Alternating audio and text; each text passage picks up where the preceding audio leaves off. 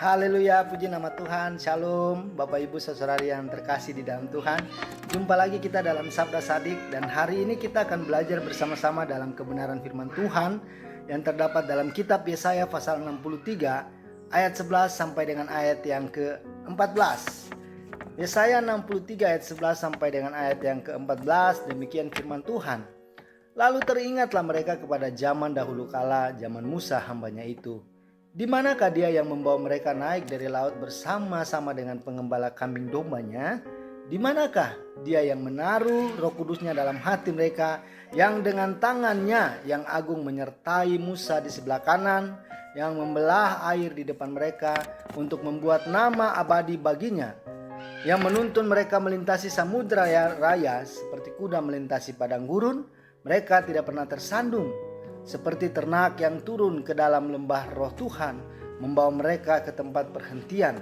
Demikian engkau memimpin umatmu untuk membuat nama yang agung bagimu. Haleluya, terpuji nama Tuhan. Bapak Ibu, kalau saudara dan saya membaca kebenaran firman Tuhan ini, tentunya kita bisa mendapatkan bagaimana satu kisah sisa yang diungkapkan oleh seorang bernama Yesaya gitu ya, tentunya menjelaskan tentang belas kasih atau belas kasihan Tuhan kepada satu bangsa pilihannya, yaitu bangsa Israel. Tuhan telah memberikan kasih kepada mereka, namun kita juga melihat timbal balik dari apa yang bangsa ini lakukan kepada Tuhan Allah itu sendiri. Itu ternyata mereka bukan meresponi dengan baik, tetapi mereka telah menolak kebaikan Tuhan. Ya, bagaimana mereka menolak dan mereka berbalik darinya meskipun Tuhan telah memberikan banyak kasih setia kepada mereka. Jadi di dalam kebenaran dan ayat firman Tuhan ini kita bisa melihat Yesaya, dia bertanya, di manakah dia yang telah memimpin umatnya seperti ternak yang dibawa ke lembah oleh Rohnya. Dia telah memimpin mereka dengan kasih setianya yang besar.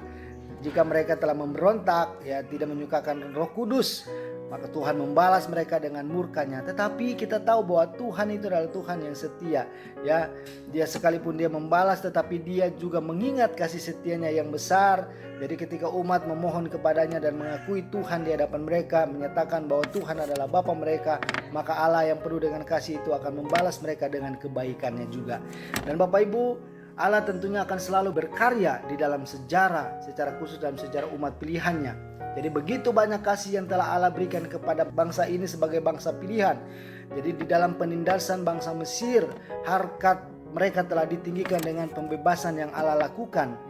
Di dalam anugerah dan kasih setia telah menjadikan bangsa Israel sebagai bangsa pilihan. Allah telah menjadikan mereka sebagai anak-anaknya dan memelihara kehidupan bangsa ini.